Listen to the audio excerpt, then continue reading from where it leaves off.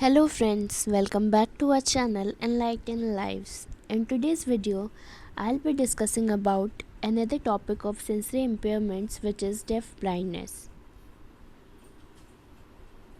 So first we will discuss about its meaning. What is deaf blindness? Deaf blindness is the combination of significant auditory and visual impairments in a person. Means ये जो def blindness की condition होती है, ये combination होता है deaf plus blind का. Deaf means जिसमें आपको हेयरिंग इम्पेयरमेंट होती है, hearing problems, and blindness means impairment related to your visual and site.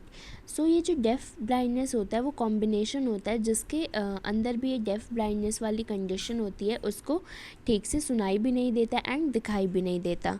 These dual sensory losses vary in severity from person to person and do not necessarily lead to total deafness or total blindness.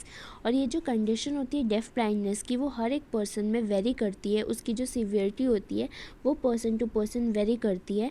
And ये ज़रूरी नहीं होता कि deaf blindness अगर किसी में ये condition है, डिजीज़ है, डेफ़ ब्लाइंडनेस इम्पेयरमेंट है, तो वो कम्प्लीटली डेफ़ हो या टोटल ब्लाइंड हो. कभी कभी ऐसा होता है कि वो कुछ हद तक उसके अंदर हेयरिंग पावर होती है एंड वो कम्प्लीटली ब्लाइंड भी नहीं होता.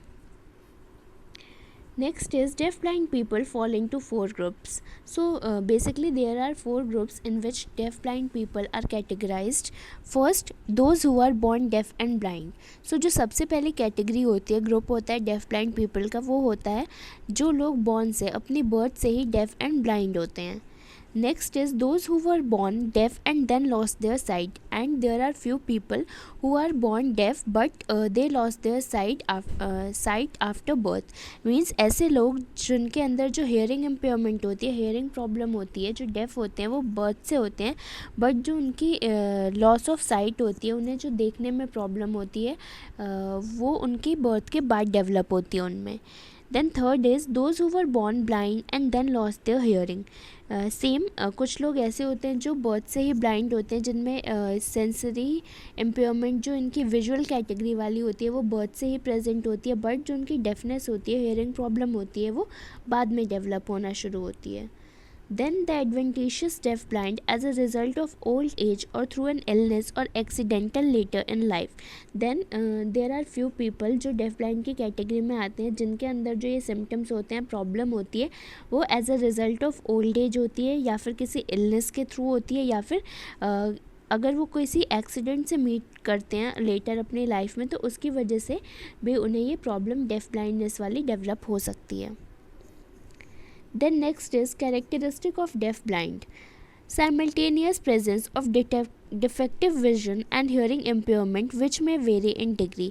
Now कुछ ऐसी कैटेगरी होती है जो कैरेक्टरिस्टिक होते हैं वो डेफ ब्लाइंड के ये होते हैं. फर्स्ट कि उनके अंदर कुछ डिफेक्ट होता है विजन और हियरिंग में, वो कम्प्लीटली डेफ या ब्लाइंड नहीं होते, और सबके अंदर जिसमें भी ये कंडीशन होती है डेफ ब्लाइंड वाली, वो पर्सन टू पर्सन वेरी करती है.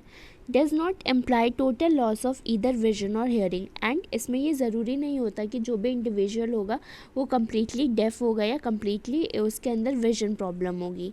Communication is most severely affected. And जो सबसे ज़्यादा प्रॉब्लम डेवलप होती है डेफ ब्लाइंड पीपल के अंदर, वो उनकी कम्युनिकेशन से रिलेटेड होती है. ऐसे लोगों को कम्युनिकेट करने में या दूसरों को इनके साथ कम्युनिकेट करने में बहुत ज़्यादा प्रॉब्लम होती है.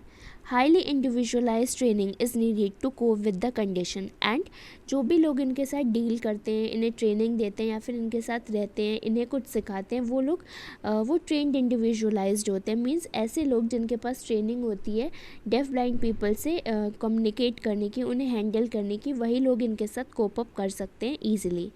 Affects person in totality. And ये जो कंडीशन होती है डेफ ब्लाइंड, वो एक पर्सन के, एक इंडिविजुअल के टोटल पर्सनैलिटी को भी बहुत ज़्यादा अफेक्ट करती है. Then next is causes of deaf blindness, कि कौन कौन से कॉजेज़ होते हैं जिसकी वजह से ये कंडीशन डेवलप होती है डेफ ब्लाइंडनेस की. First, infections as a cause of deaf blindness.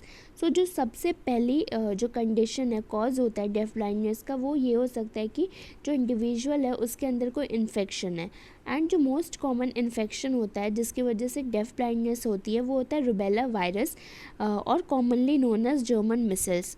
ये एक ऐसा वायरस होता है जो रिस्पॉन्सिबल होता है डेफ ब्लाइंडनेस के लिए एंड इसे कॉमनली जर्मन मिसल्स के नाम से भी जाना जाता है। नेक्स्ट इज जेनेटिक और chromosomal syndromes as a cause of deaf blindness. जो सेकंड कॉज होता है डेफ ब्लाइंडनेस का, इट इज़ जेनेटिक और क्रोमोसोमल सिंड्रोम्स, मीन्स ऐसी कंडीशन जो पेरेंट्स से उनके ऑफस्प्रिंग्स में जाती है या फिर क्रोमोसोमल जो जेनेटिकली ट्रांसफ़र होती है पेरेंट्स से उनके ऑफस्प्रिंग में, वो भी कभी कभी कॉज हो जाता है डेफ ब्लाइंडनेस का। Third is congenital birth trauma as a cause of deaf blindness. Now ये जो कॉन्जेनिटल बर्थ ट्रॉमा होता है जिसकी वजह से डेफ ब्लाइंडनेस होती है, उनमें कुछ कैटेगरी आ जाती हैं, जैसे प्री मैच्योर बर्थ हो गई, लो बर्थ वेट चाइल्ड का, या फिर एनॉक्सिया और लैक ऑफ ऑक्सीजन, या फिर बर्थ के टाइम पे अगर चाइल्ड में कोई इंजरी हुई है। सो ये सब कॉजेज़ होते हैं कॉन्जेनिटल बर्थ ट्रॉमा के, मीन्स जो उनके बर्थ के साथ ही प्रेजेंट होते हैं इंडिविजुअल के अंदर। Then fourth is acquired deaf blindness. Acquired deaf blindness जो बर्थ के बाद डेवलप होती है किसी पर्सन में, ये जो डेफनेस की या फिर विजन की जो प्रॉब्लम होती है वो उनके अंदर आफ्टर देयर बर्थ आती है, जो कि जेनेटिक सिंड्रोम की वजह से हो सकती है, जो भी उन्हें प्रॉब्लम अपने पेरेंट्स से at the time of birth मिली हैं या फिर बाद में जो जेनेटिकली ट्रांसफ़र हुई हैं उनके अंदर, या फिर किसी एक्सीडेंट की वजह से, या फिर और कोई ट्रॉमा जो उनकी लाइफ में हुआ है, या फिर जो ओल्ड एज होती है, एजिंग की जो कंडीशन होती है वो भी कभी कभी रिस्पॉन्सिबल होती है डेफ ब्लाइंडनेस में। Next is effects of deaf blindness on activities of daily living and education. Now जो डेफ ब्लाइंड पीपल होते हैं उनकी जो डे टू डे एक्टिविटी होती है या एजुकेशन होती है उनमें क्या इफ़ेक्ट पड़ता है, क्या प्रॉब्लम्स होती हैं डेफ ब्लाइंडनेस के वजह से। So first and the most important is communication. जो डेफ ब्लाइंड लोग होते हैं उनके साथ कम्युनिकेट करने में, या उन्हें खुद ही जब वो किसी और के साथ बात करना चाहते हैं, अपनी फीलिंग शेयर करना चाहते हैं, या नॉर्मल उन्हें कुछ भी कम्युनिकेशन करना है, तो अगर उनके सामने कोई ऐसा पर्सन है जो उनसे बात करने में, उन्हें ट्रेन करने में स्पेशलाइज नहीं है, उसके पास ट्रेनिंग नहीं है, तो बहुत ज़्यादा डिफ़िकल्टी होती है इन लोगों के साथ कम्युनिकेट करने में, बिकॉज़ वो हमारी लैंग्वेज नहीं समझ पाते और हम उनकी नहीं समझ पाते ईजिली। सो ऐसे लोगों के साथ कोप अप करने में प्रॉब्लम होती है। Second is motor development and mobility. And जो सेकेंड इफेक्ट पड़ता है इनकी लाइफस्टाइल में वो होता है मोटर डेवलपमेंट, मीन्स जो इनकी बॉडी ग्रोथ होती है, मोटर डेवलपमेंट होती है, बॉडी पार्ट्स की डेवलपमेंट, उसमें भी प्रॉब्लम होती है, plus mobility. Now in mobility इनकी मूवमेंट से रिलेटेड प्रॉब्लम्स होती हैं। Third is socialization. नाउ इन्हें सोशलाइज करने में, ईज़िली इंटरेक्ट करने में बाहर अपनी सोसाइटी में भी बहुत ज़्यादा प्रॉब्लम होती है अगर इनके जैसे लोग इन्हें नहीं मिल पाते जो इनकी लैंग्वेज को ईज़िली समझ पाएँ। Then fourth is behavioural and sensory issues.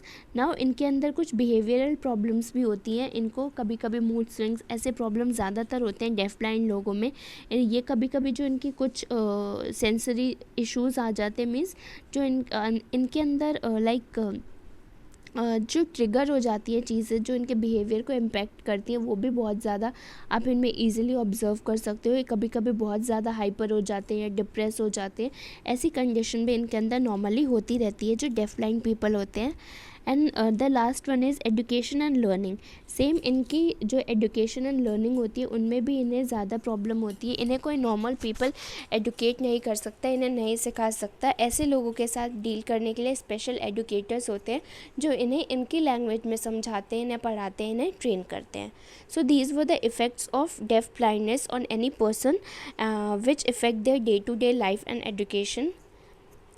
Then use of argumentative and alternative communication with deaf blind. So in this we will discuss कि हम जो deaf blind लोग होते हैं उनके साथ कैसे डील कर सकते हैं, उनकी लैंग्वेज में उन्हें कैसे समझा सकते हैं, या और कौन कौन सी ऑल्टरनेटिव टेक्निक्स है जिनका यूज़ करके हम इनके साथ डील कर सकते हैं। So the first is sine language. इसके बारे में आपने कॉमनली सुना होगा कि जो डेफ लोग होते हैं या ब्लाइंड लोग होते हैं इनके साथ साइन लैंग्वेज का यूज़ करके इनसे कम्युनिकेट किया जाता है। नाउ साइन लैंग्वेज में कुछ ऐसी लैंग्वेज जो हम इन्हें शो करते हैं with the help of movement of our hands और एक्सप्रेशन, जिनकी वजह से हम इनकी बातों को समझ पाते हैं, ये हमारी बातों को समझ पाते हैं. Then second is hands on signing tactile sign language. So ये जो सेकेंड आपकी जो आप यूज़ कर सकते हो टेक्निक हैंड्स ऑन साइनिंग और टैक्टाइल साइन लैंग्वेज, इसमें बेसिकली ये टच से रिलेटेड होता है. जिन लोगों को विजन प्रॉब्लम होती है, ब्लाइंडनेस की प्रॉब्लम होती है, उन लोगों में ये टेक्निक ज़्यादा यूज़ की जाती है. इसमें उन्हें कुछ ऐसी चीज़ें दी जाती हैं जिनको वो फील कर सके, टच करके फील कर सके, या फिर जब हम साइन लैंग्वेज का यूज़ करते हैं तो हम इन्हें अपने फिंगर्स देते हैं टच करने को, उन पे कुछ ना कुछ साइन बना के, जिसकी वजह से वो उन्हें फील कर सकें एंड देन उसे वो लैंग्वेज, उन्हें वो लेटर ईजिली समझ आ सके कि सामने वाला उनसे क्या कम्युनिकेट करने की कोशिश कर रहा है. Then third is visual frame signing. Visual frame signing is usually used by deaf people. जो deaf लोग होते हैं उनके साथ ये visual frame signing वाली जो टेक्निक होती है उसको यूज़ किया जाता है, और ये सिमिलर होती है स्टैंडर्ड साइनिंग लैंग्वेजेस से ही. बट इसमें क्या होता है, जो आप हैंड्स का यूज़ करते हो जिससे आप साइन लैंग्वेज बनाते हो, उसे अपर बॉडी एंड फेस के आसपास रखा जाता है. जो डेफ लोग होते हैं, आप अपना जो हैंड होता है उससे आप जो भी साइन क्रिएट करते हो वो उनकी अपर बॉडी या फेस के आसपास रखते हो, जिससे वो इजीली उसे टच कर सके एंड फील कर सके और वो उनके सामने से डिसअपेयर ना हो. Fourth is print on palm. So in this method, where letters are drawn on the palm of the deaf blind person hand one after the other. So ये जो टेक्निक है आपकी print on palm, इसमें आप क्या करते हो, जो भी डेफ या ब्लाइंड लोग होते हैं आप उनके हैंड पे अपने फिंगर्स का यूज़ करके लेटर्स और साइन बनाते हो, जिसे वो फर्दर फील करते हैं और समझते हैं. Then fourth is lip reading. Now in lip reading, deaf-blind children with sufficient vision may use lip reading to understand speech. So ये जो lip reading वाला concept होता है, टेक्निक होती है, उसको हम जिन लोगों में थोड़ी कम विजन प्रॉब्लम होती है, मीन्स जो कम्प्लीटली ब्लाइंड नहीं होते, कुछ हद तक देख सकते हैं, उन लोगों के साथ ये लिप रीडिंग वाली टेक्निक यूज़ होती है, जिसमें वो जो सामने वाला उनका ट्रेनर होता है या एडुकेटर होता है उसके लिप्स को रीड करके समझने की कोशिश करते हैं. Then fifth is tadoma. This tadoma is a tactile lip reading. The person reading the speech places his or her thumb on the speaker's lip and his or her fingers along the jawline touching the speaker's cheek and throat.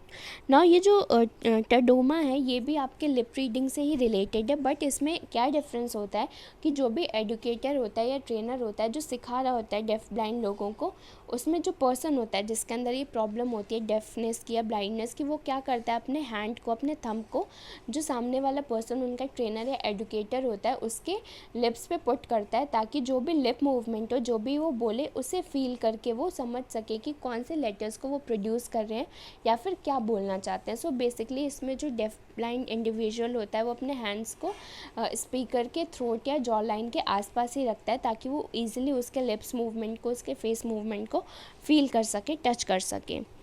Then last is finger spelling.